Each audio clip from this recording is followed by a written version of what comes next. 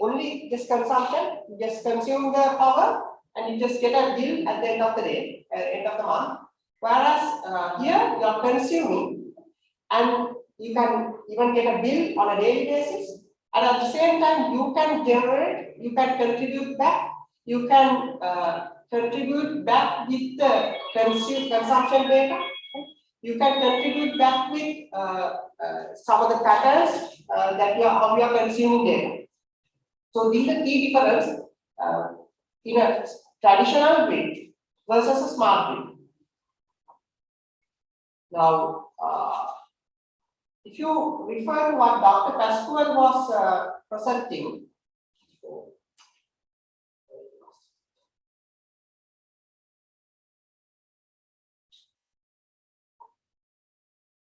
he was talking about smart cities, right? Now, having a smart grid is kind of a entry point for having a smart city in one way, right? And this is actually how the US government defines the smart grid.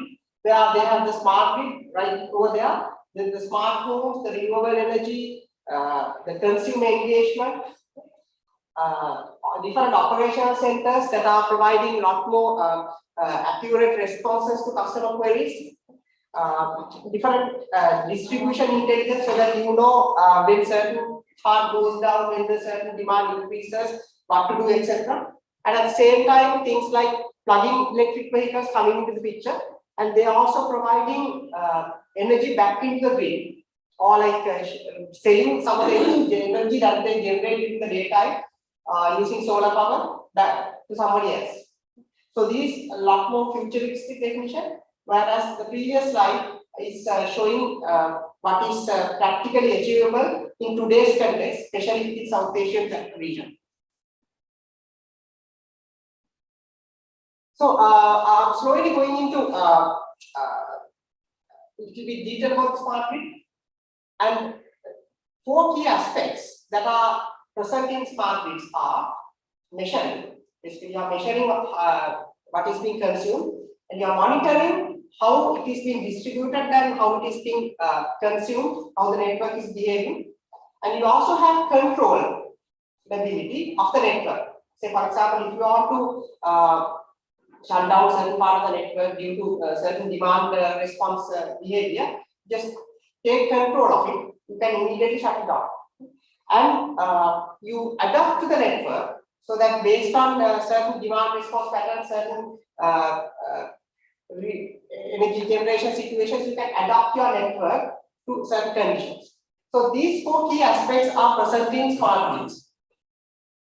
And if you try to understand why we should think of making grid smart versus just having a traditional network, first one is it definitely improves the efficiency of how the power is being distributed, how it is being consumed, how it is being measured.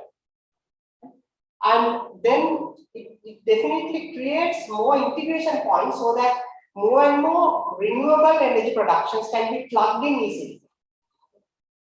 Compared to a traditional network where it's highly controlled by certain set of entities, smart grids allow that plugging capability. And at the same time, more reliable electricity supply so that you can perform predictive maintenance. You can understand when things are going to fail so that you can schedule things in a predictive way. And at the same time, you can have planned maintenance so that your consumers would know when the power is going down.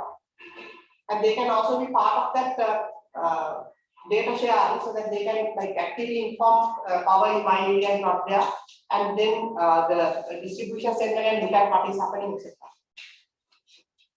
And also you can allow within a smart grid better management of electricity consumption by consumers.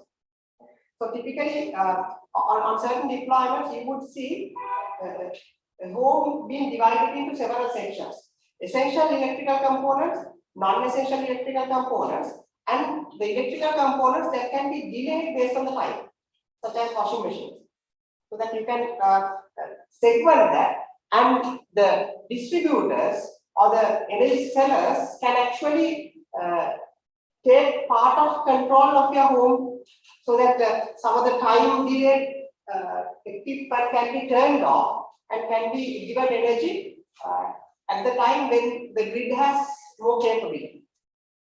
And of course, it will support proactive decision making. So these are some of the strong reasons why you should go for a smart grid and why most of the energy distributors, energy companies are trying to convert the grids into smart grids. So I want to explain the next level when you look how it looks like internally when you look at a smart grid.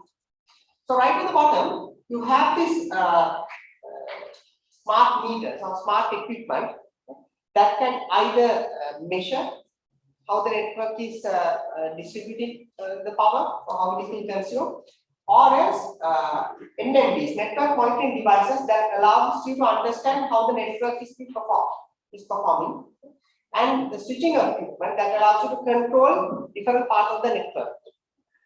So you can turn on and off based on the demand, or if there's a breakdown, you can route the energy from a different network segment. That's at the bottom. And these equipment are communicable, they have to communicate, and usually they communicate over a medium.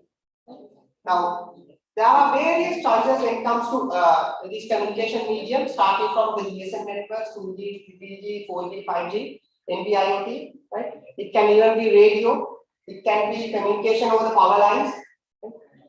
So there are various options that are available at the communication layer.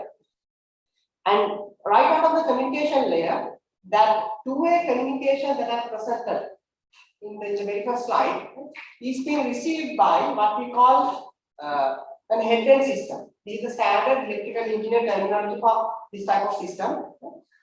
And also another system that is typically there is what we call a smart meter data management system.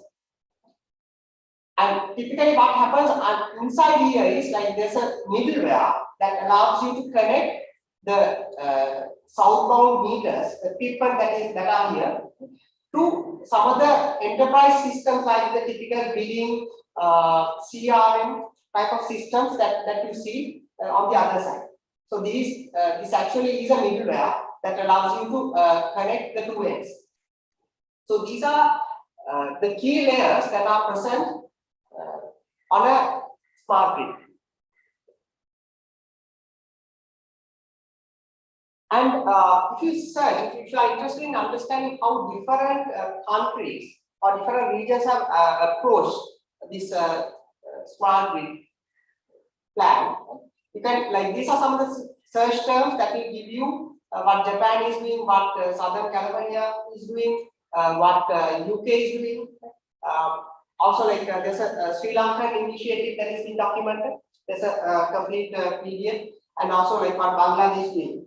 There are a lot more other countries, but these are some of the companies or like initiatives that has a lot more public data on what they have done or what their future plans are.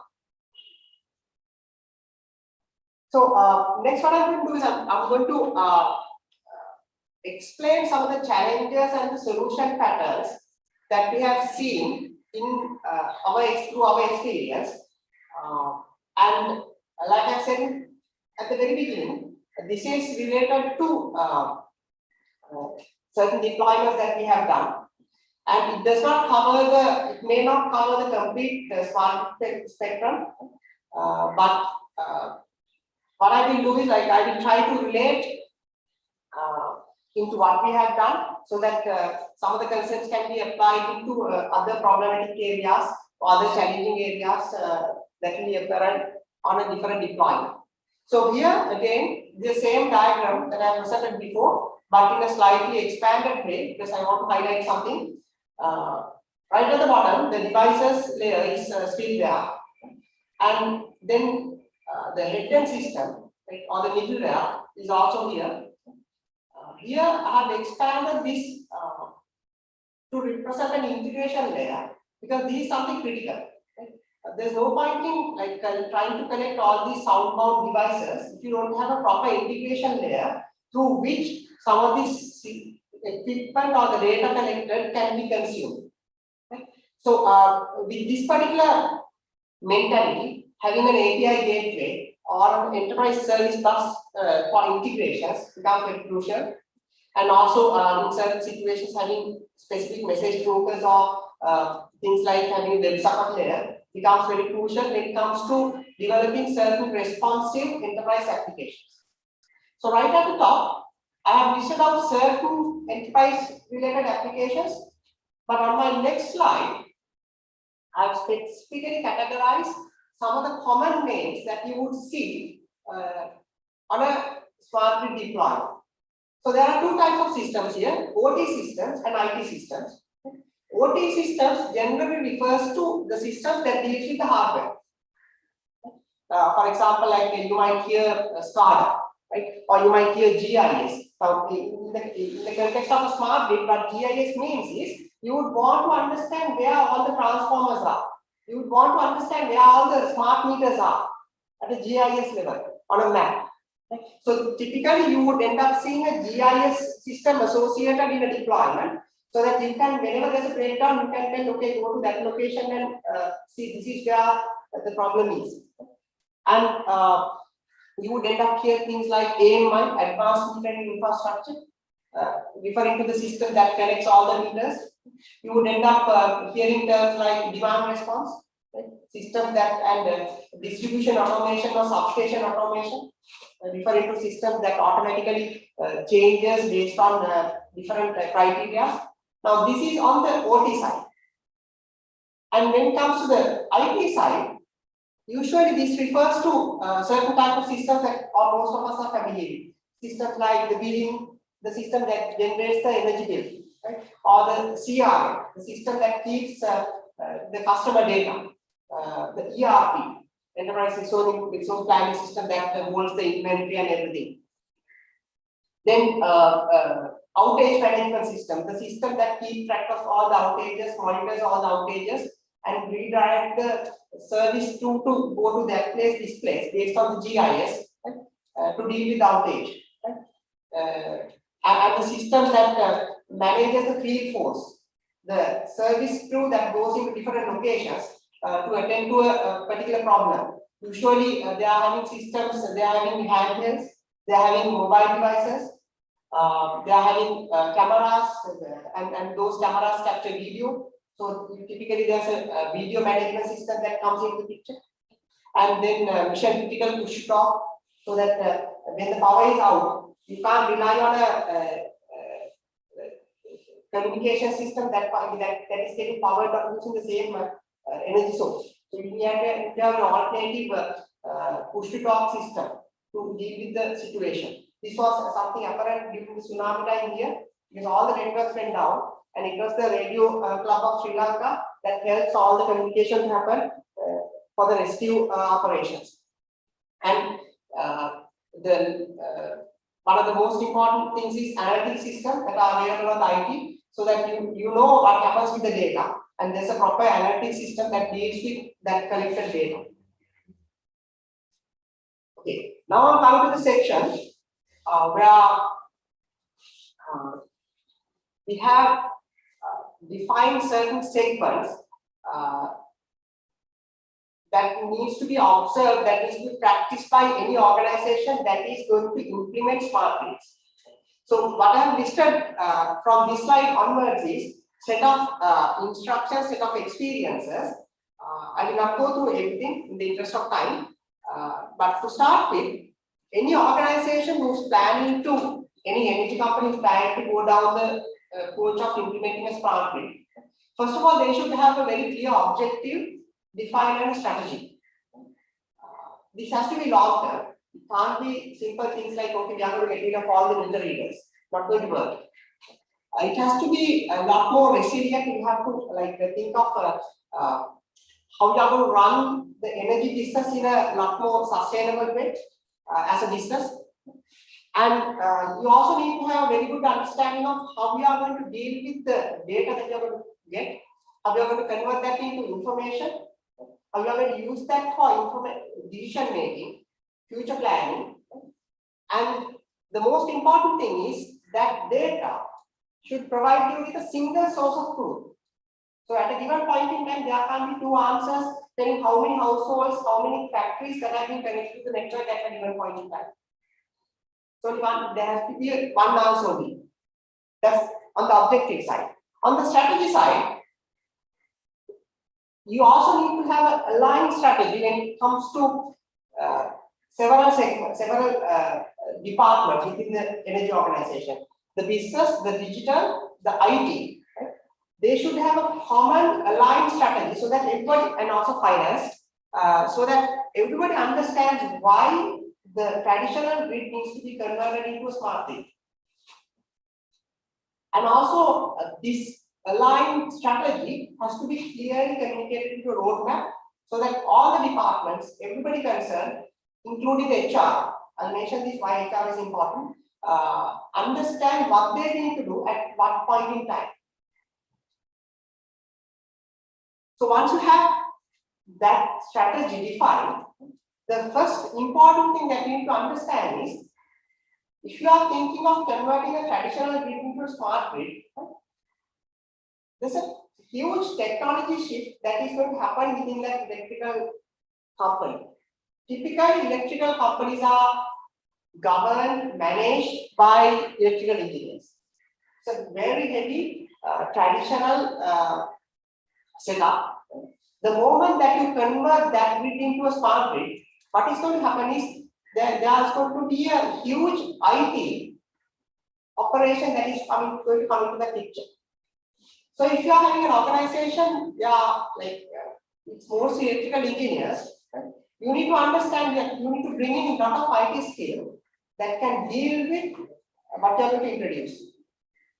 And also, we have identified that it's very critical to engage leaders, right, who understands both the electrical engineering as well as IT perspectives, so that they know when something goes wrong or when something needs to be scaled, when something needs to be redesigned, right? What it means from an electrical point of view, what it means from an IT point of view. Then, of course, the objective needs to be communicated properly, and make sure that each stakeholder understands when they need to come into action. Say, for example, if engaging proper leaders, they are not within the organization, the HR has to get involved. They need to find suitable people and get them on board. Otherwise, the smart grid initiative will not work out. So I'm going to slightly more technical, sharing slightly more technical experience. Now, the three types of equipment that I mentioned, the meters, the network monitoring devices, and the switches, right? They are remote devices. They are going to be like out there in the field. And for them to connect to the middleware or the head-end system, you need to pick up a communication, suitable mode of communication. What it means is, at a certain point in time, you need to understand, out of some of these technologies that I mentioned, 2G, 3G, Bluetooth, LoRa, NB-IoT, Sigfox, not available on this region. Out of these, some of the available technologies, what is the particular technology that you are going to use? It can also be PLC. Right? And the moment that you pick it up, right, you need to understand, okay, what this means is all the meters, all the people that are remotely out there are going to communicate. So verifying the network coverage is something that is crucial. If it is not going, if the network coverage is not there, your whole smart grid initiative is going to fail. And also, you should have a plan for alternatives. If a certain type of communication technology does not work for a particular location, right, you need to have an alternative technology ready so that the communication is maintained. And also, the next most critical thing is, based on the type of the network that you are having, right? You could be having manual meters. You could be having manual equipment where you are like sending somebody near a transformer and measuring certain things. Now, So you need to convert this equipment, you need to change this equipment into different types of equipment, and that's a field level operation. So what you need to understand is this is something slow. What this means is you need to like send somebody to that particular location, they need to screw certain things, wire certain things. Right? So you can't just declare a plan and try to achieve a smart grid within months. So it will take a lot of time. And these things happen in batches. Right? And what this means is when things happen in batches, the particular equipment that you got, that you procured during this particular batch, will not be available on the batch that it will come after 6 months. So what this means is the rest of the system should have the extensibility or the adaptability to support new type of equipment that can that's going to come. And especially these are like, we are talking about large deployments, large organizations coming to the picture, and typically tendering is there. So what this also means is even the vendor can change. So the next set of equipment that you are going to get to measure the electricity usage or to measure the network, right, are coming from a different vendor, which means your systems needs to be adapted. Then moving from the equipment, I'm going to the next level, which is the software middleware layer that allows you to connect all the equipment. Now, in this case, something that you should avoid is most of the vendors, the moment that they provide equipment, they would end up giving their own connectivity, their own integration layer. But if you can remember what I presented in the previous slide, the vendor can change. So the moment that the vendor changes, the next vendor, the equipment may not be compatible with the middleware that you have deployed previously. So due to that, you should always avoid getting into middleware silos from different vendors. And also, you should look at extensible middleware so that it can adapt to the various types of equipment that are there today and that are going to come in the future. And the next most important thing at this layer is the ability to scale horizontally.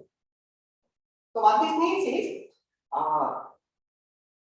when we look at a rollout like this, right, the equipment that are monitoring the network or the equipment that are switching the network, right, are typically fixed in numbers.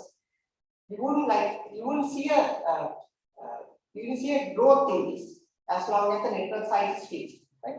Whereas the metering equipment, right, you might decide, okay, we are going to start with 500 meters and we are going to like roll out 25,000 devices by end of year, right? So what it means is what used to be 500 at the very beginning, by end of the year, there will be 25,000 metering equipment that are communicating data. Right? So if your systems cannot scale, you're going to be in trouble. Right? So that's also something that is critical on this layer. Then, right out of that particular layer is the IT system that I mentioned, right? that are doing things like generating bids. Now, there's a heavy shift here where previously it used to be manual data collection. Somebody who walks up to your house, records the data entry, goes back and mention that. So that is being used to generate the bill. But with a smart grid, with connected smart meters, what you are going to see is a continuous inflow of data, typically read several times a day. Now, if your existing systems cannot scale with that load, your bill generation is going to fail. Your many systems are going to fail. If your databases, if your storage capacities are not enough, your storage is going to soon run out of due to the vast amount of data that you're going to collect. So it's very crucial that while deploying smart equipment, while deploying systems that can connect to those smart equipment, you take a look at what you already have and understand the bottlenecks. And also like reviewing the internal access control policies that your organizations are having. Say, for example, right now you may not have given information system access to the field crew who just goes in a van or a truck to a customer's house. But with a smart system, they need to have access to that data. And something connected to that one is certain bottlenecks that you may be having with regard to internal digitalization. Now, it could be that that you have taken certain initiatives, but they are not in line. Right? So, if you are not having certain technologies that are available, right, there's no point in collecting data if they are not consumable. So, this yet another thing that should be considered and that should be part of your plan. And I'm coming to last two slides. The moment that you have the meters connected, the moment that you have monitoring equipment connected, right? If you don't have a supporting system that allows various maintenance tools to go in and understand what has gone wrong, right? If you don't have virtual assistance tools like the VR headsets or the cameras, your deployment is going to fail. Right? Because previously, if a particular meter is not working, you just have to like swap that meter with a different meter. That is not going to be the case in a connected scenario. It's a connected line from the household all the way into the systems. And if you don't have enough tools to troubleshoot where the connectivity has broken, your systems are not going to scale. And the moment that you have similar systems, having an in-house support system, support staff that can deal with data and make decisions based on the data is critical. And of course, you need to have a plan on how to deal with the vast amount of data that you're going to collect. So first of all, like it can be like through the data you're getting the visibility, right? But pretty soon you are going to get into transparency level, the predictability level, and the adaptability level. So if you don't have plans on what to do with the vast amount of data, your smart grid is going to fail. And the last two segments, the privacy. So this is something that this particular region is not very concerned about, right? But the moment that you start collecting energy consumption data, right, that is somebody else's household's energy consumption data. So if you don't treat that data as private property, you are going to get in trouble at some point. And at the same time, what it also means is like your system should then have consent systems. If you are trying to sell a particular customer's energy consumption pattern with a solar company, you go in and ask the customer, is it okay if I sell your data to the solar company so that they can give you an estimate on how many number of panels that are required. And the last thing is, the last topic is security. I'm not going to go into details of this one, but what you need to understand is the moment that you connect meters, the moment that you have connected devices, right, your traditional IP network is going to expand. So what it means is, at the end of somebody else's household, there is an equipment that connects all the way into your IT system. And if that particular device is faulty, or if you have a loophole on that particular device, if that particular device is not, for example, having certain certifications like PCI DSS, right? Somebody out there can tap into that device and connect all the way into your central IT system. So deploying proper tools that analyzes threats, that scans for ongoing threats, that identifies rogue meters, rogue equipment is something very crucial. Listed out certain other security considerations as well for somebody who's referring this later on. This is actually the end of my session. Hope within a short time, it's like went over time, I managed to convey some of my experiences in a guideline format. And this is again this very famous diagram. When it comes to apply security on the smart grid, it's something very well known among security folks. Okay, thank you. I did not show anything related to our implementations or anything of that sort because I want to make this very generic. If any of you are interested in understanding what we have done or seeing some of the systems in operation, that's my email. I'm happy to do a demo. Thank you. If there are any questions, I'd like to take.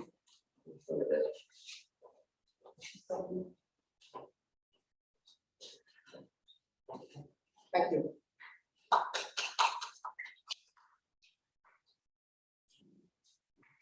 Thank you very much. I think this is very interesting. So it was very interesting and informative. How many consumers have you already connected on the smart grid that you have?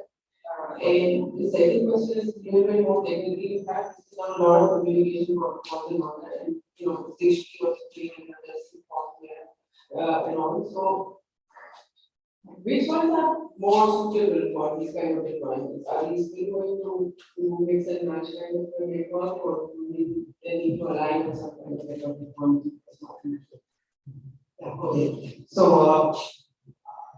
I'll start with the feedback and the communication protocols. Now, what we have noticed here is it depends on the type of the environment that you are in. Say, for example, like if you look at most of the US regions, they tend to go with the PLC, power line load communication. But in this region, generally due to the line quality that is not well adapted, there are a lot of practical limitations. Now, our experience has been we are heavily using 2G, sometimes SMS, expensive, 3G, NB-IoT, where applicable. Now, that is not more cost effective because the network is managed by somebody else. Just have to buy a SIM card and pay a month. That's it. That responsibility is gone out of the smart grid company. And then there are certain situations where the signal coverage is not much.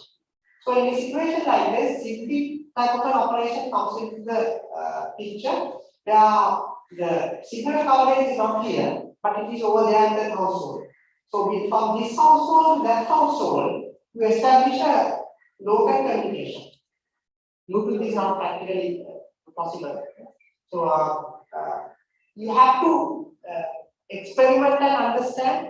But generally speaking, if you talk to the mobile operators, they will be able to give you a very good idea of what the coverage looks like. And at this point, I would go with that. But in the long run, managing your own network can be cheaper. Can be cheaper, and maybe not, because for example, like if you try to understand how 2G has evolved all the way to 5G and the NB-IoT, right? Maybe like sometimes managing your own network, communication network could be costly. But at the same time, if you are using some operator's network, what it means is they have the control of how they are going to build. So unless you get into a long-term contract on how you are going to get billed, it's something that we understand and evaluate case by case. On the number of consumer side, I can't share the data because like some of these are like related to some of the customers that we work with. But what we have done is like we have taken that scaling practice into picture. So it's scaling segments so that we know that the system can scale, and within a particular deployment unit, we know the number of people that can be connected.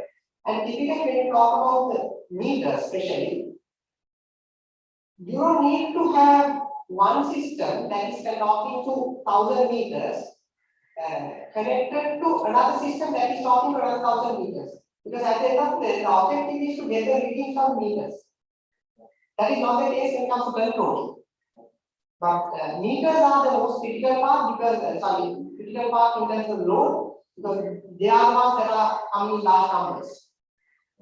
So one of the architectural aspects that you have to do there, that you can do there is segment, so that you can split certain information processing systems into segments, so that you can scale without impacting the previous deployments performance. So,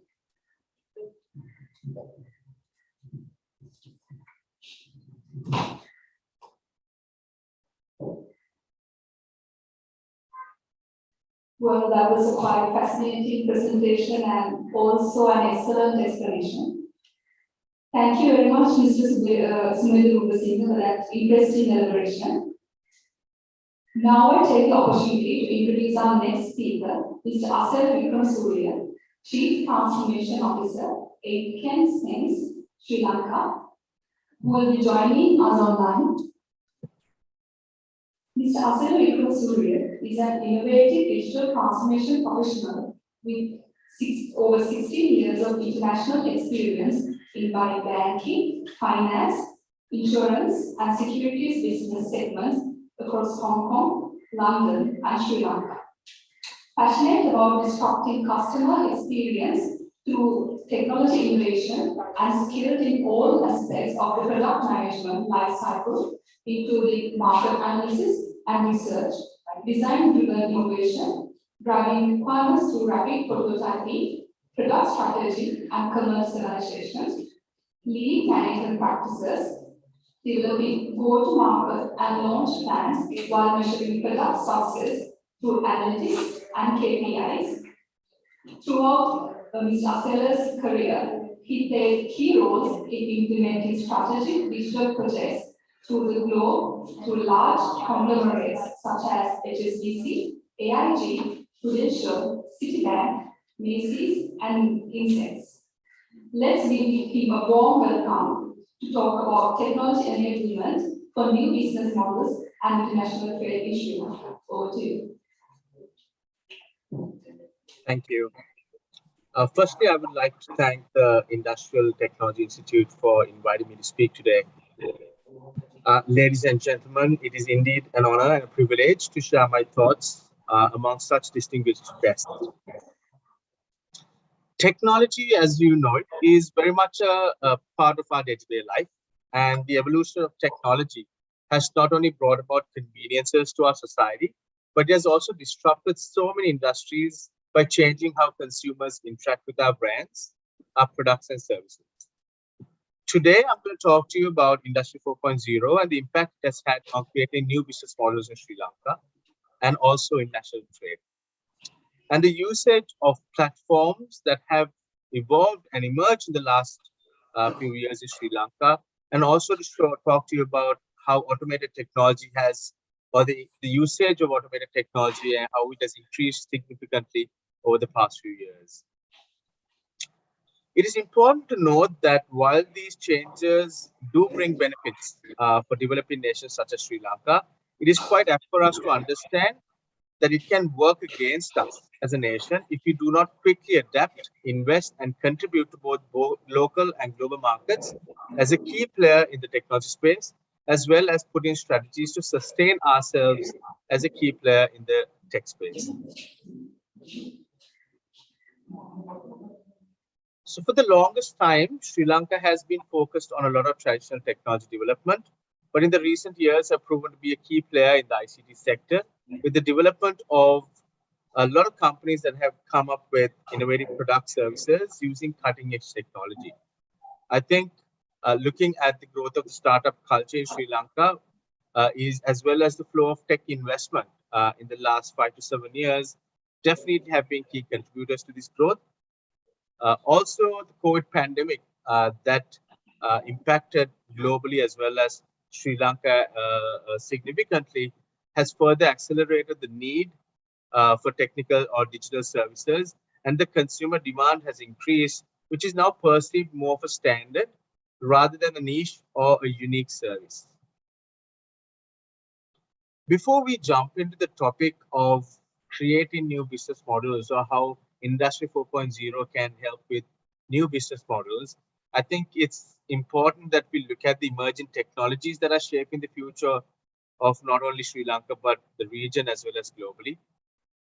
And the technologies you see here, from AI, blockchain, IoT, 3D printing, drones, mixed reality, have really grown in the last few years, with a lot of developed nations coming up with solutions that are not only innovating consumer experiences, but also disrupting industries. So it's important for Sri Lanka not only to look at these technologies in terms of adapting them, but we need to have a readiness assessment to understand what new business models can be developed, what are the limitations and challenges that can be overcome from a regulatory, infrastructure, workforce, and a consumer perspective. And I see them as bumps on the road rather than roadblocks. So I think it's imperative that we in Sri Lanka need to continue to march forward and embrace emerging technologies and also work with the relevant expertise in diverse fields to overcome these challenges. It was really nice to see some of the speakers from yesterday and today go into more detailed practical usage of some of these technologies that I'm presenting here.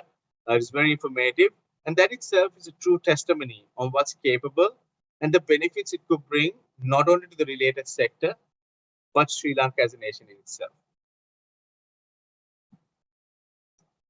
So let's talk about the evolution of digital business models due to COVID-19. Like I mentioned earlier, COVID-19 was an accelerator. It changed the way consumers perceived services and products. It changed the demand of how they wanted services to be delivered for them. So technology really is an enabler, and transformation is all about the strategy. So what does that really mean for Sri Lanka and building new business models? It really means that we need to really rethink how we scale up or evolve our business models using technology. Over the years, Sri Lanka has embraced technology innovations. And with the widespread usage of smartphones and the easy access to internet, specifically looking at nearly 50% or more of the population having access to the internet from both desktops and smartphone, and a basic smartphone simply being accessible on the retail market for less than $55, the consumer expectation has really changed. So when we go to our drawing boards and we look at how we scale up our businesses, or we develop new business models to cater to this demand, it's fundamental that we ask ourselves 4 key questions. Who are our customers and what are their real values? What do they really value out of this service or this product? How can the entire value chain be improved and simplified? It's about conveniences. It's not about technology advancement. It's also about the convenience that we create. What is the potential return on investment? And finally, what is the role it plays in a value network? In a lot of the early sessions, we spoke about ecosystems, and that is exactly what I mean here. When we build new business models, we should look at the existing ecosystems, how we can collaborate versus compete, look at how we can gain benefits from other services and products that can contribute as well as collaborate with us and grow the overall service quality that we give to the customers through our new business models. A new business model has to be successful. It has to be sustainable. Now, doing this is very important by looking at data-driven decisions. So the goal is really to shift our attention for simply product or operational based data, but also looking at consumer data that needs to be accessible from anywhere and any place.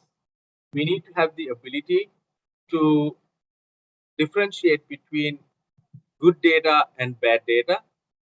We need to make data economically viable so that we can have a competitive data-driven business model race. So the formula here is smart products, smart services, innovative experiences, and all of these coupled together in the correct manner with the market opportunities looked at can give you success.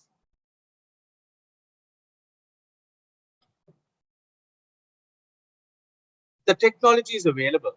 It's available and it's easily accessible more than it ever was. Technologies have been simplified. Learning a development language is not as complex as it was 20 years ago. But we've got to look at the core fundamental need before we look at technology enablement, which is to develop our core capabilities. I mentioned the word sustainable, that technology should be sustainable. And that's where, before we even look at building new business models or using technology enablement or technology-driven business models, it's important we understand what are the core capabilities we have, how do we grow these core capabilities and these skills, and how do we sustain them and stay future-centric for the ever-changing market. The diagram you see here, there are three key segments or three key sectors that I talk about. Driving customer success, which is the access to customer data insight. Do we really know our customer? What do we know about our customer? We need to evolve from a basic persona, which is the demography of the customer, but to understand what are the influential factors. What was the customer looking for in terms of objectives and needs? How is the customer going to evolve in those needs and demands? How do we create omni-channel customer experiences? Sri Lanka, as you know, is a growing or a developing market. We do not have the necessary infrastructure in place in all areas to, for example, to roll out straight through processing. So we need to have that mix of digital as well as a seamless move to manual sometimes. But we need to create those omni-channel experiences to minimize customer churn as well as minimize the negative experience customers have. And with the access to social media and a lot of new digital software as a service platforms, customers are now looking for personalized experiences. So it's important that we move away from the traditional mindset of building simple functions, but we look at who our target audiences are and we cater to them by personalizing these services or products for them. Operationally, any business needs to have a good bottom line.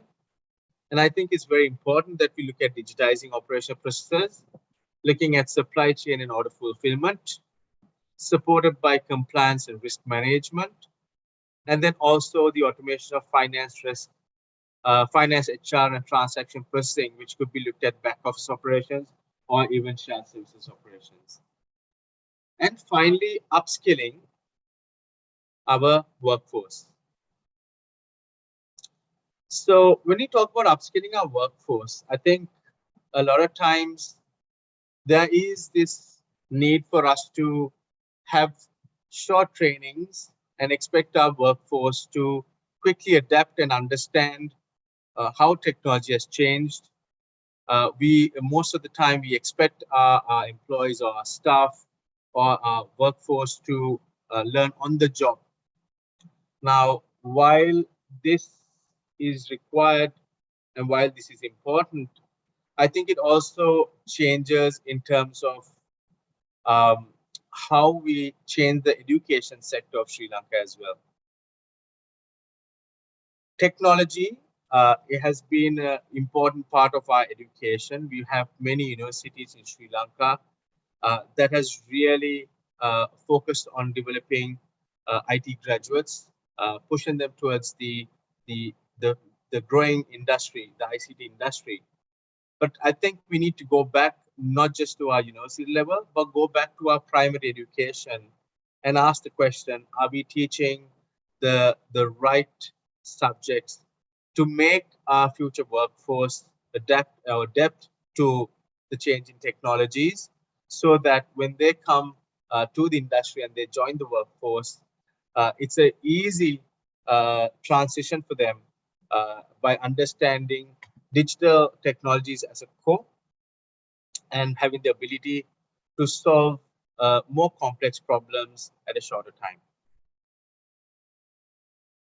So STEM education, for example, science, technology, engineering, math, bringing robotics are very key things, so that at a very young age, technology is embraced and we learn how to develop our skills.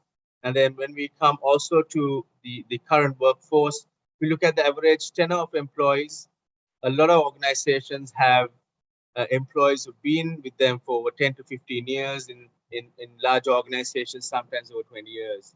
I think it's very important that we continue to upskill our staff and learn new collaboration tools. There's so many collaboration tools, SharePoint, and so on, that can help us work together, can help us work more effectively, that can help us work remotely. And that has been proven through COVID-19, where when the lockdowns came into play, a lot of organizations were scrambling to understand how their teams can have that synergy to work together, how they can share information and collaborate to work together.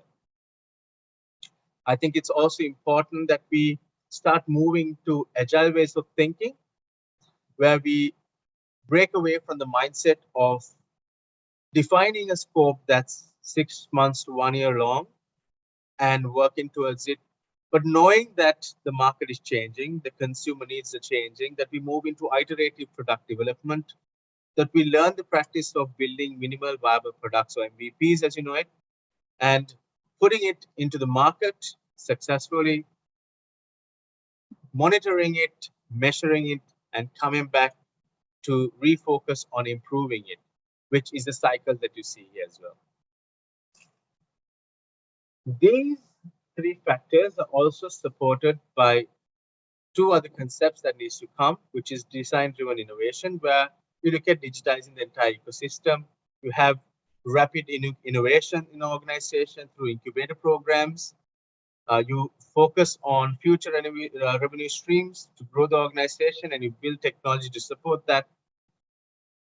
And you also look at digital core technologies such as moving to the cloud in terms of operation, setting up continuous delivery and DevOps, and also for large organization, scaling with sanity. And here I've mentioned scaled agile delivery as a framework that can be considered. So as I was saying, I think it's very important as an initial transformation factor that we look at education, not simply at a university level, but even before that, at the foundation level, that we embrace technology. And that's what really forms a foundation of sustainability in tech-driven business model development. But let's also look at the potential opportunity for new business models in Sri Lanka. I've picked three sectors which are important for us from a GDP point of view. Some of the organizations in Sri Lanka have already done a deep dive into these sectors and come up with some great solutions, which we have seen in the market today. But let's start off with the financial services sector. It's a sector that all citizens are part of.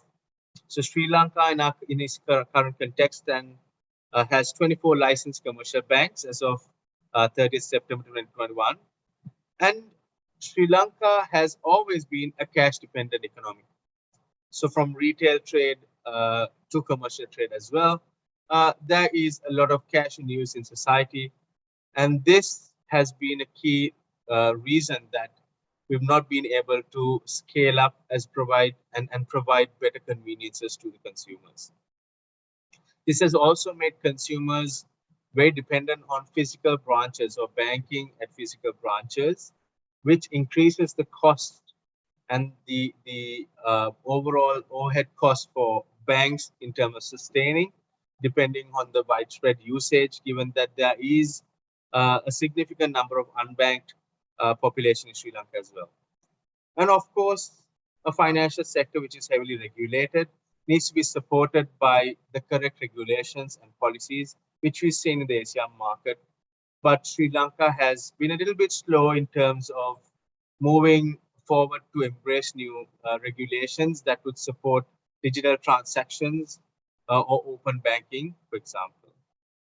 And finally, we look at the slow adoption of Fintech, an example being QR codes. So in the last few years, we've seen QR code being used as a buzzword in Sri Lanka.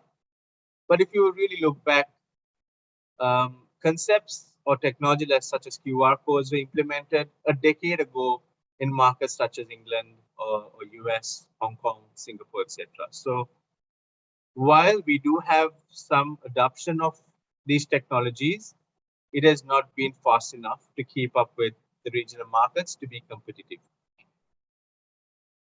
New business models should always be based on market opportunity.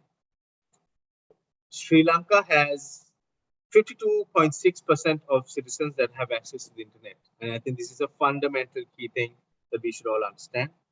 There's availability of 4G across the island, and there is the implementation of 5G, which has been growing in the last 2 years, with 32 million active mobile connections.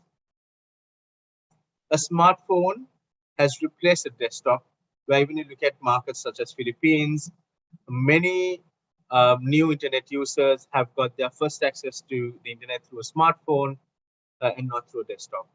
It is more affordable. For example, in Sri Lanka, we're looking at a smartphone, a very basic smartphone, available at the lowest price set at $53.86 US.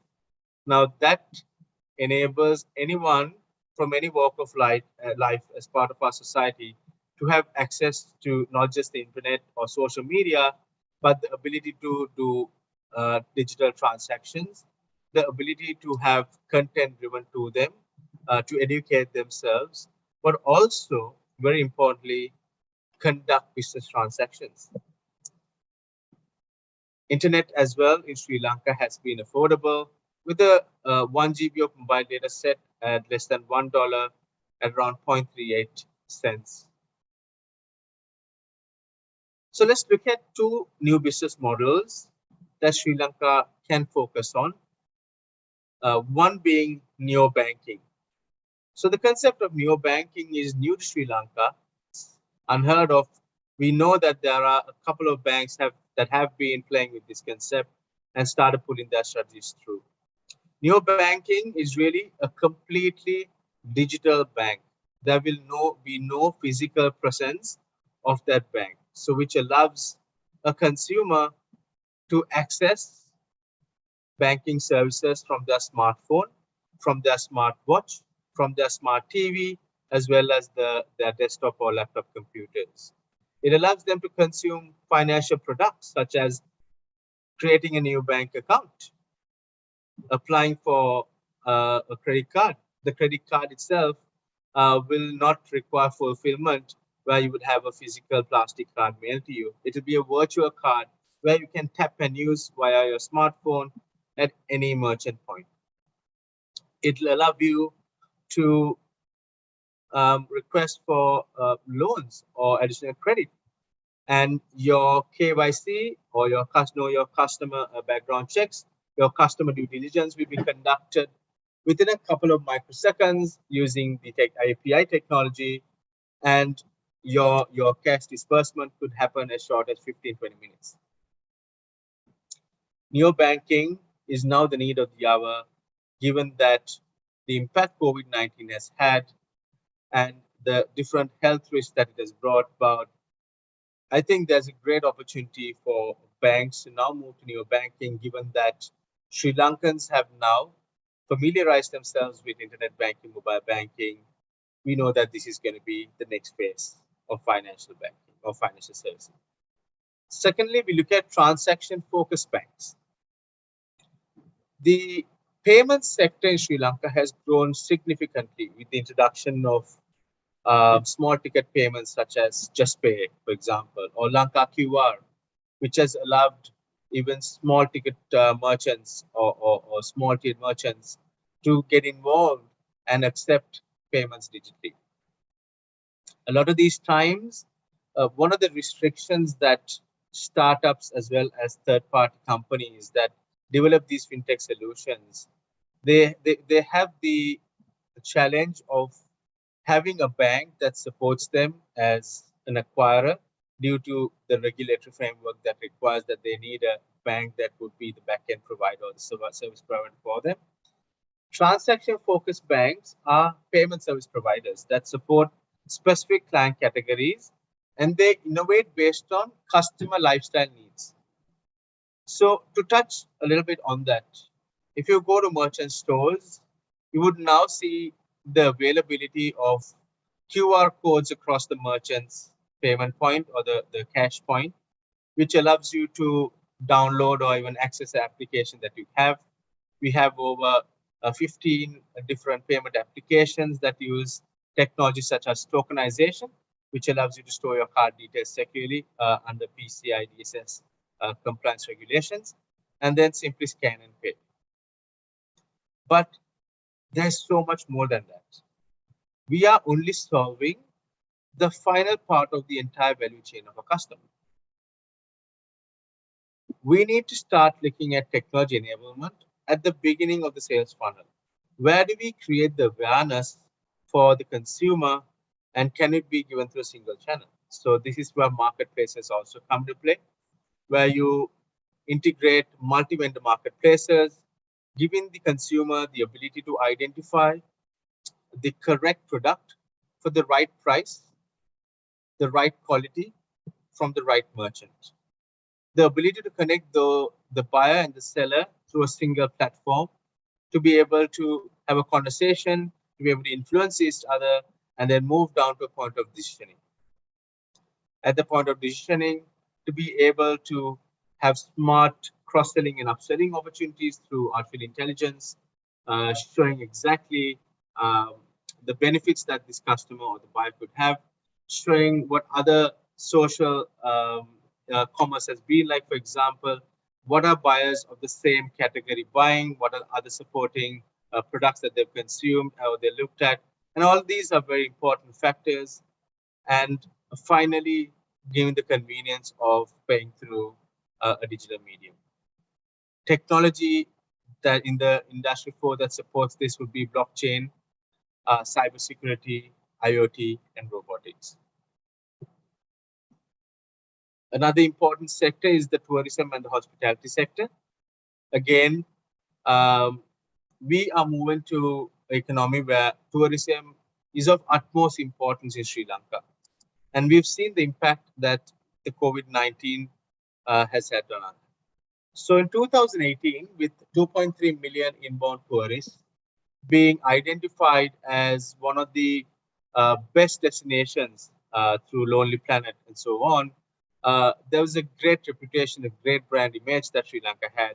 But unfortunately, we had a loss of nearly 70% of our inbound tourist arrivals due to the 2019 Easter attacks, followed by the COVID-19 impact, which also restricted tourists coming in. Now, this market has started opening up, and we see tourists now starting coming to Sri Lanka and the market growing. But I believe not only has it started opening up, it has changed the consumer preference on what they expect from the tourism and hospitality sector. Looking at market opportunities, we have the ability to offer experiential travel, right? So what that really means is that Sri Lanka is not a destination that has a single type of tourism. Small as it may be as an island, it has the ability to showcase different types of tourism, from heritage to wildlife to beach or tropical, the weather that we have in terms of doing hikes and so on. We have the ability to create immersive experiences that bring countries and cultures to life. Sri Lanka still maintains a strong international image, being ranked among many travel brands and travel for example, travel expos, identified as a great destination that is not only a destination that has so much to offer, but it's affordable as well. But consumers or tourists that come to Sri Lanka and any of the regions here have changed.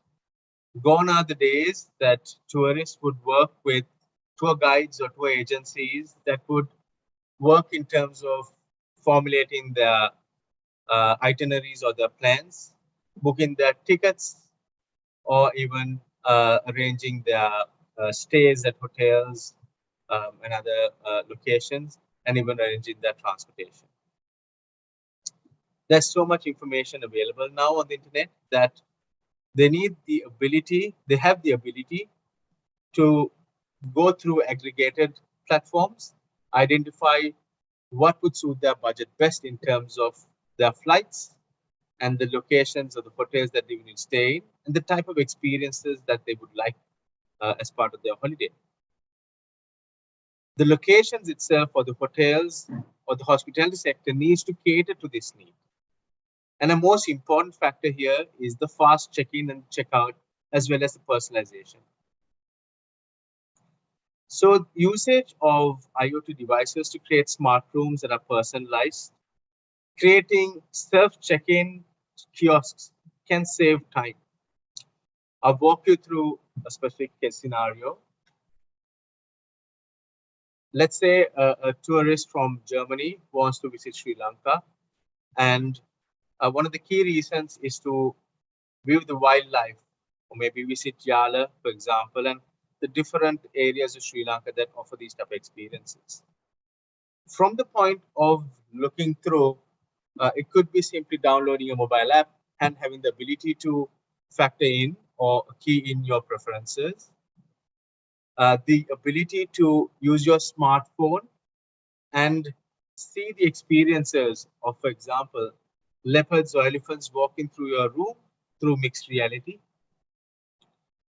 Having been connected where even at the point of landing in Sri Lanka, being notified of who your chauffeur is and where you're going to be picked up, being given a complete second by second update on your entire itinerary and how you're traveling, informing the hotel, for example, that the guest has arrived and that the guest is on the way to the hotel. So the guest is also prepared to welcome the guest. It could be a welcome drink, or it could be even preparation of the hotel room and any other information they would need to make sure that it's a very quick check-in. We need to move away from even giving out smart cards that are used to open or access your rooms, where your personal smartphone could be converted to open and close your doors, but also personalize your room. For example, you could have your preferences in terms of your air conditioning temperature.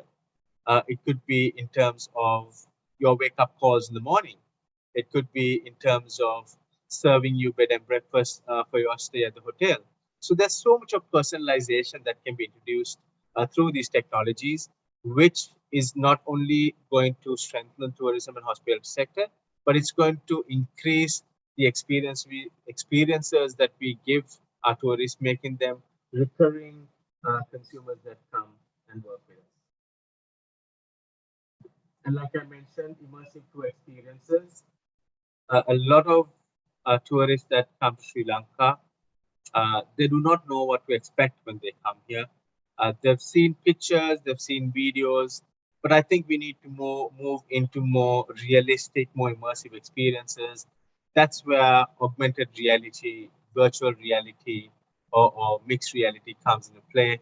These are accessible technologies that now can be easily learned and implemented, allowing our travelers to see exactly what is on offer and what they would be able to experience when they come to Sri Lanka. Then we move on to the agriculture sector, which has been a very important sector in Sri Lanka, which contributes nearly 7.4% to the national GDP. Over 30% of Sri Lankans are currently employed in the agriculture sector, giving it more significance on why we need to transform, digitize, and build new models in this area or this sector. Now, we have significant opportunities in this market. We have a large experienced workforce with years and years and years of domain experience and expertise.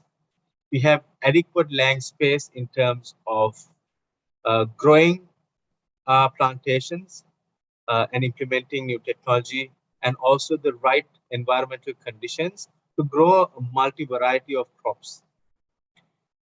Over the years, we have built a strong brand name, Sri Lanka, for spices, tea, and other type of crops, and also the availability of technology and the skill to implement agri-tech. We've seen this implemented in a lot of new organizations as well as organizations even as 8 Spence plantations, for example, where we look at new business models through technology innovation. So the two technology or the two business models I would like to present here is precision agriculture. Now, agriculture has a lot of different inputs from water, fertilizer, and different types of other inputs that really bring about the cost to the farmer or the plantation. Precision agriculture counters exactly that. Through the usage of GPS or the technology, it has the ability, or even sensors, it has the ability to collect data of your crops or soil, and you see, does the soil really require water? How much of water does it require? So you are optimizing your day-to-day operations, you're increasing your yield, and you can also monitor and adjust based on changing variables like the environment. Also look at industrial automation, for example, using drones to map your crops, to identify diseases earlier on, to even forecast um, the yield that you might have based on the growth, or even enhancing irrigation. And this also is connected to precision field seeding, planting, fertilizing, the usage of pesticides and herbicides at the correct amounts, and then finally crop harvesting. And tech like drones, IoT, robotics, AI can be utilized for this. Finally, we come to supporting international trade through tech enablement. Now, digital advancements has already changed the way we trade, not just our products, but our services as well. And it's important to note that 25% of our overall trade share is going to expand as predicted by a lot of key organizations that do research in this area by 2030. Now, if you look at Sri Lanka, Sri Lanka is an island that is blessed with the perfect location. It is situated right in the middle of trade routes. It is situated right at the key location of the Belt and Road Initiative, which is the New Silk Road Initiative, which makes it an important location as part of international trade. More recently, you've seen technologies such as OCR, for example, to read container numbers, or even RFID, or which is radio frequency identification, to track containers or trace shipments, and provide the basic digitization of documents. But while having all of these advantages, Sri Lanka's transport and logistics sector performs a little less below countries such as Singapore, Malaysia, and India. So what do we really need to do to kind of improve is what we've got to look at here. So one of the areas is looking at how do we improve border and document compliance time and reducing the cost. For example, the digitization of our customs sector. Looking at data collection and data analysis to understand the value chain and how we can optimize it further. We need to move away from legacy platforms that are heavily dependent on manual intervention or manual human intervention, and look at the automation of the logistics sector.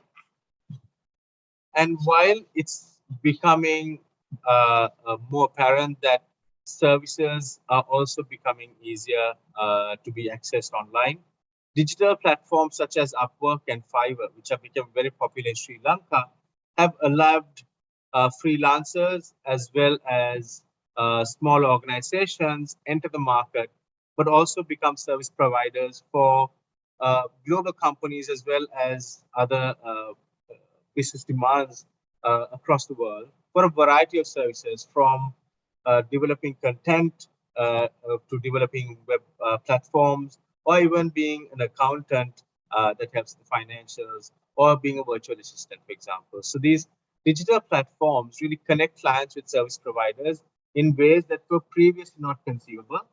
And these professional services are going to grow. So it's important that we also understand the technologies behind it, and we develop these such of platforms as well as encourage the usage of these platforms in a country like Sri Lanka. Finally, let me close by saying that technology innovations or technology enablement will offer an exciting future for international trade and new business models among today's uncertainties in a country like Sri Lanka. But it's important that we get the right governing approach, the regulations to support it, the right education and investment to enable it, which can bring in or usher in more inclusive or efficient trade growth in the years to come. With that, I would like to conclude my sharing session. Thank you very much, and would like to take some questions, if any.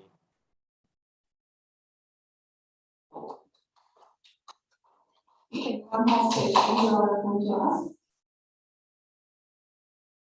Thank you very much, Ms. Asar and Ms. Surya, for sharing your knowledge with us.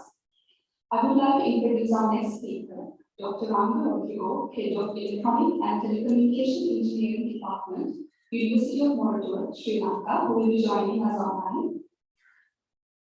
Dr. Rodrigo is a senior lecturer at the Department of Electronic and Telecommunication Engineering at the University of Moratuwa, Sri Lanka.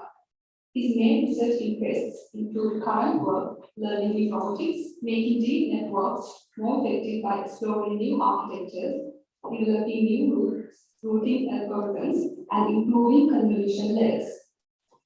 Dr. Rodrigo is an alumni of Maria Stella College, Colombo, Sri Lanka. He obtained his PhD degree from Western University, Canada. He is a senior member of the Institute of Electrical and Electronic Engineers, USA. I would like to warmly welcome Dr. Rodrigo.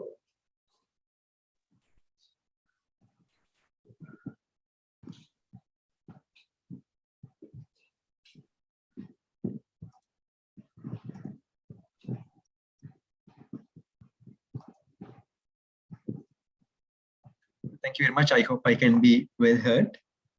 So today we will briefly talk about the deep learning applied in industry. So first of all, I'll briefly talk about what Industry 4.0 is and then move on to the deep learning technologies that can be applied, particularly in computer vision. So as we have heard from other speakers also, Industry 4.0 enables us to use technology in an intelligent manner. So smart manufacturing enabled by robotics, cloud computing, analytics, and many other things, especially including artificial intelligence, is in the Industry 4.0. So there are so many applications of deep learning in Industry 4.0, but I will particularly talk about machine vision, which finds very strong applications of deep learning. Other techniques that need deep learning are like intelligent monitoring and data analytics. So a long time ago in 1958, New York Times published this article where they discovered the so-called perceptron, and they thought that at that time we're using about $100,000. This so-called intelligence can be incorporated into machines so that the machines would be able to read and write. But it became a reality only a couple of years ago. So we will look at what is deep learning now. Deep learning is a machine learning advancement that allows the systems to automatically discover or learn representations. That means representation learning using a stack of multiple deep layers of neurons. Usually these are neural networks. So we call it deep learning because there are multiple layers of neurons in these deep networks. Now, why did this become popular now? The reason is the industry found out that this research directly translates into industrial applications. Also, the computational power became available. So, you know, we have these standard processes like Intel processes, which are parallel, but not as parallel as deep learning would want them to be. But the introduction of these graphics processing units, or GPUs, like the new 3090 and new A100, we can do massively parallel computations, which these deep convolutional neural networks and other deep networks like very much. Also, people were able to develop these deep learning frameworks like TensorFlow and PyTorch by Google and Facebook. Also, cloud also gave power for deep learning to be computed. Also, people came up with these technologies of using these networks that are designed in TensorFlow and PyTorch to transfer them onto devices through using technologies like ONNX and TensorRT. So this is why deep learning is now popular in the industry and has become an enabling technology in the 4.0. So where does deep learning find in the large domain of AI its presence? So artificial intelligence, and it has machine learning as a subset, the neural networks as a subset, and deep neural networks as a strong subset over there. So if I draw machine vision circle here, so it might be somewhere here. So a lot of deep learning is in machine learning, but of course, there are other things that need deep learning like natural language processing and so on. So now let's understand what this representation learning is that happens through deep learning.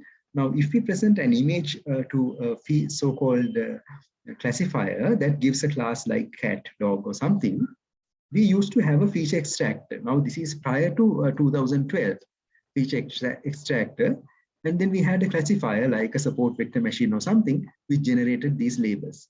And then the so-called training happened only after the classifier. So we were able to affect changes into the classifier using the errors that this classifier makes on naming this as a cat or a dog. But with the advancement of neural networks, this change that we want to do came into the feature extractor also. So what that means is feature extractor and classifier are combined.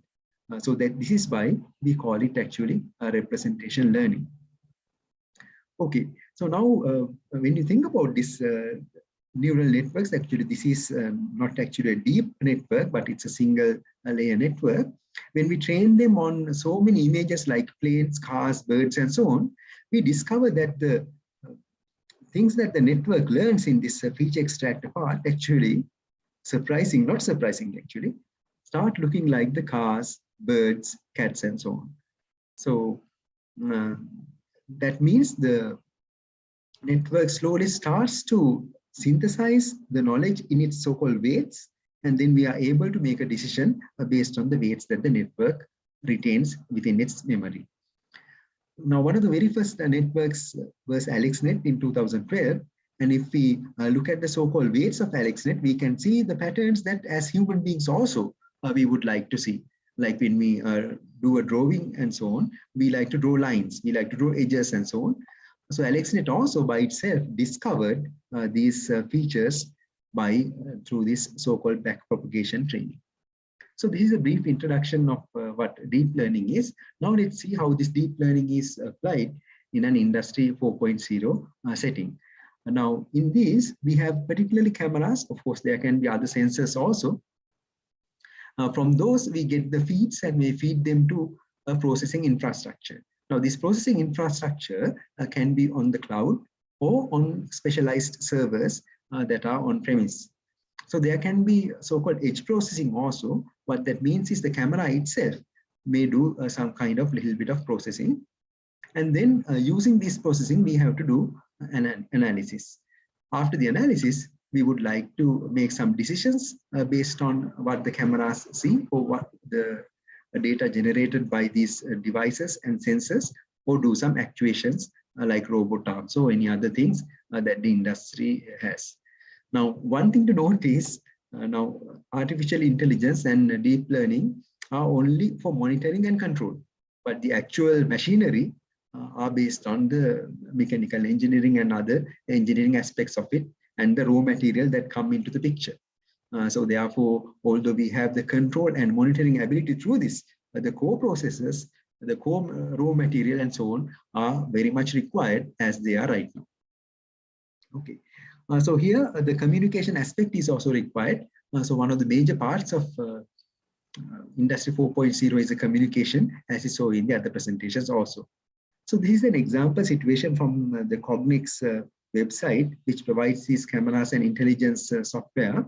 So you can see it is a process of manufacturing circuit boards, and a robot arm is rotating these circuit boards, and then barcode scanners and cameras are watching them. So therefore, using these images and other information, we would be able to do some analysis on them. Okay, so these are the main areas that deep learning has applications in manufacturing. First one is vision-based image classification. So what that means is when the components are being run on a conveyor belt or something like that, we would be able to look at them and decide whether they are good or bad. Second one is object detection. So when there is more than one object coming out, we can decide where this object is along with the category of that object, category and where it is inside the image. Then third one, anomaly detection. What that means is if there are mistakes in the manufacturing process, if there are defects in the manufactured item, we would be able to detect them, which is called anomaly detection, a very important aspect for manufacturing, as well as our textile industry, pharmaceutical industry, and so on. And then vision-based metrology, what that means is using the cameras, we would be able to take measurements. How large is this? What is the volume of metal used in manufacturing this while the products are being manufactured and sent along, for example, conveyor belts. And of course, time series analysis or monitoring equipment can also be done, but I will not talk about this in this.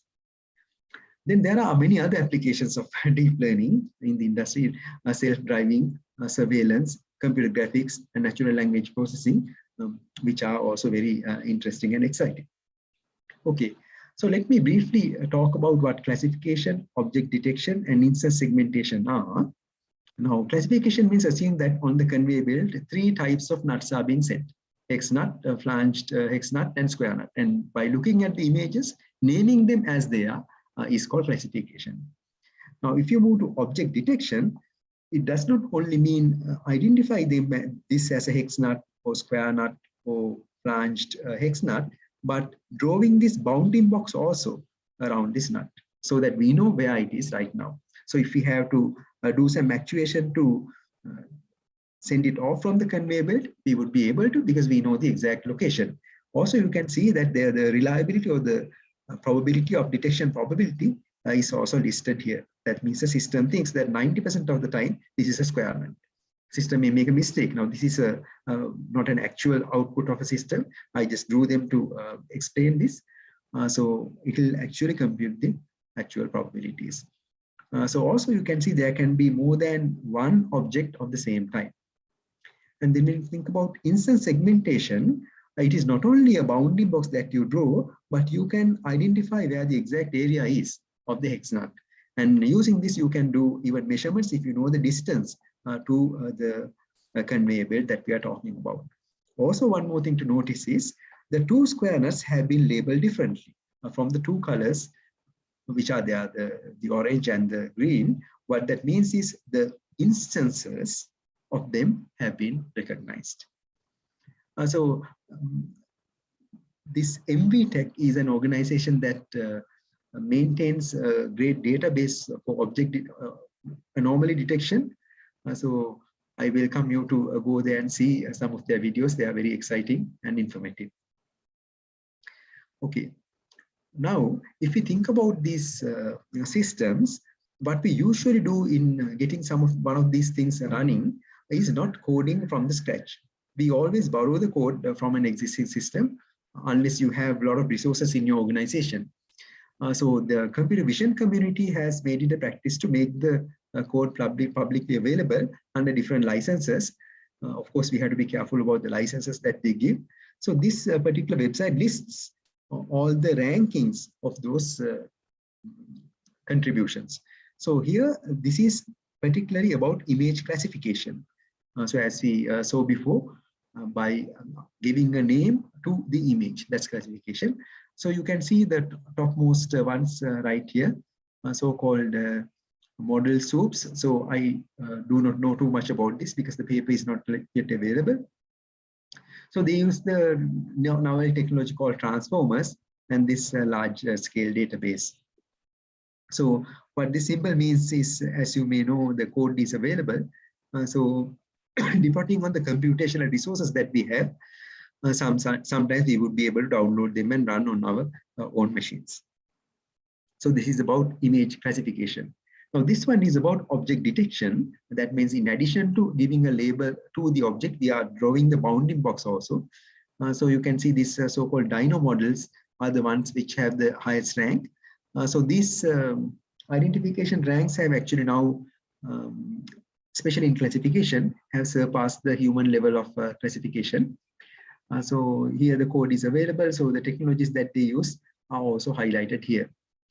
So a lot of information and a lot of resources are available free of charge. By looking at the licensing requirement, it is available for us to deploy, and the computational requirement also. Yeah, so this is one example from that famous MBTech database on anomaly detection. So we can see here in this anomaly detection, we have these images that have been classified as green. What that means is they are good images. So these are defective ones. You can see they have been identified using red squares because they have defects. So for example, you can see defect in the fill here. You have a defect over here. You have a defect over there, a defect over here, and so on. And here they have been able to demarcate the region of the defect also, region of the defect. So here the technology that you would think that you would use is entirely different. So we would think that we would take images and we would classify defect versus non-defect.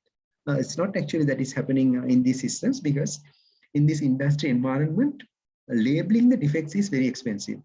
What that means is we have to have hundreds of thousands of images with defects. Now this is not going to happen.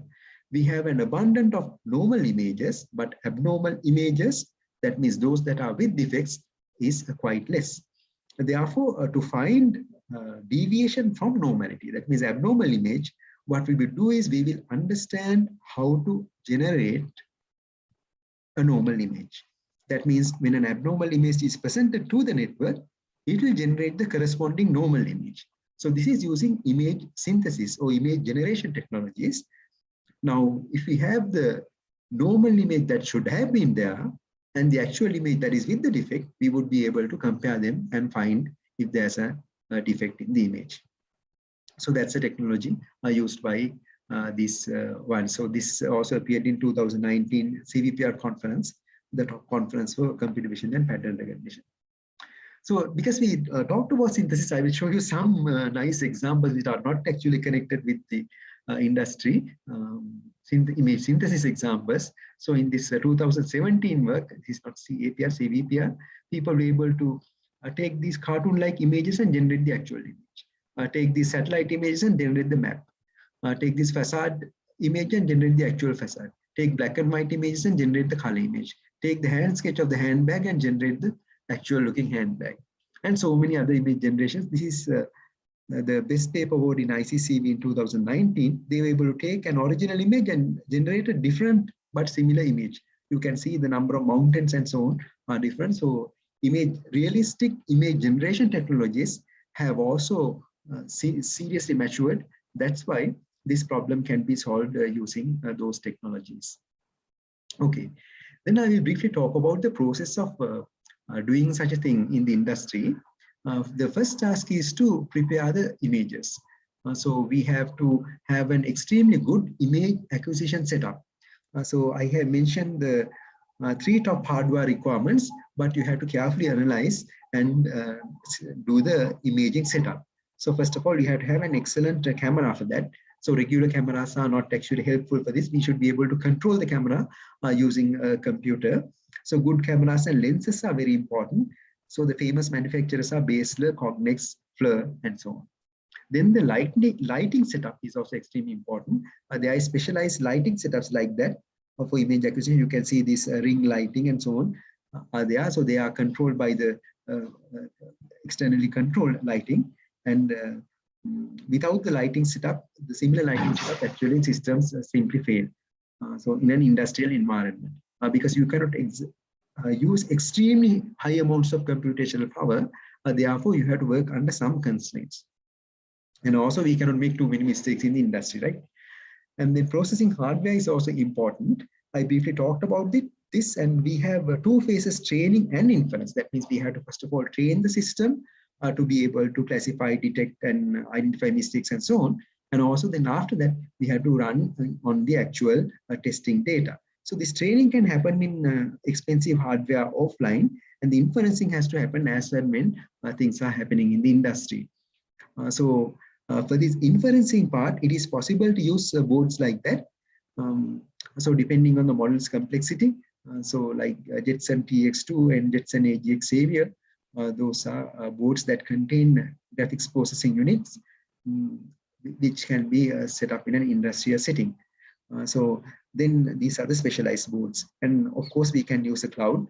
Cloud also provides a Google Cloud platform and so on, provide access to the graphics processing units. Okay, so that is about the preparation. And I spoke about the training part also, which is this.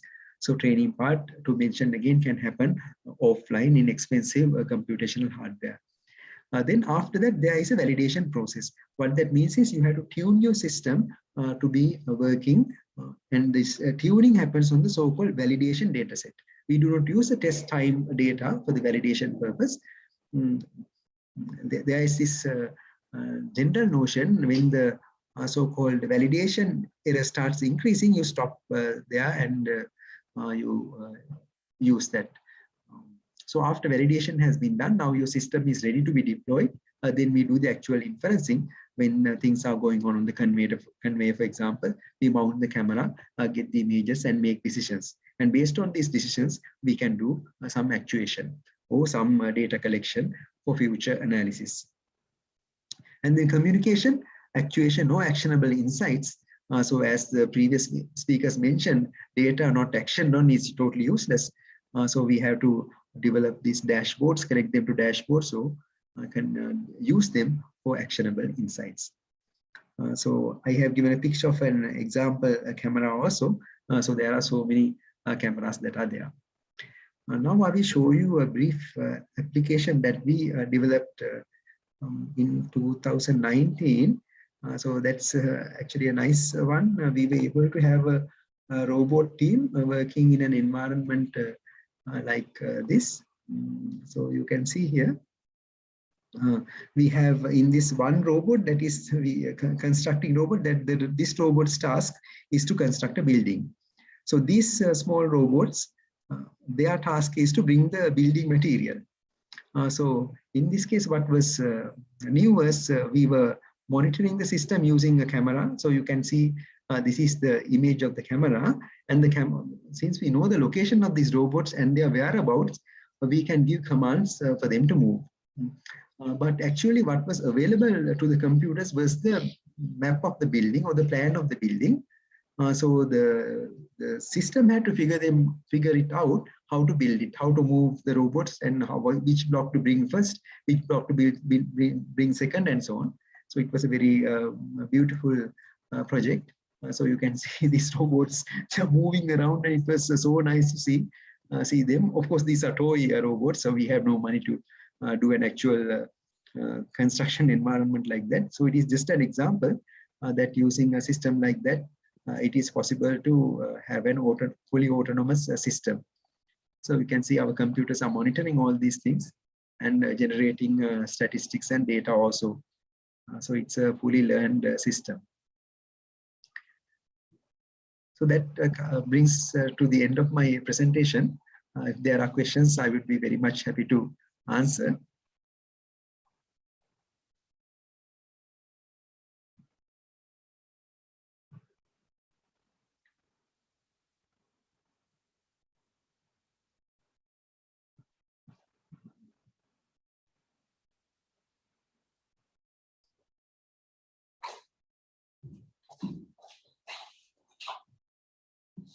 So it was a very good presentation.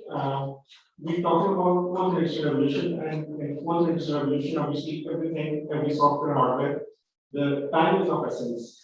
So you mentioned about GPU processing through hardware. I just wanted to ask, is there any way where GPU processing could be enhanced or fast or be made fast by using software only, or it's only the hardware?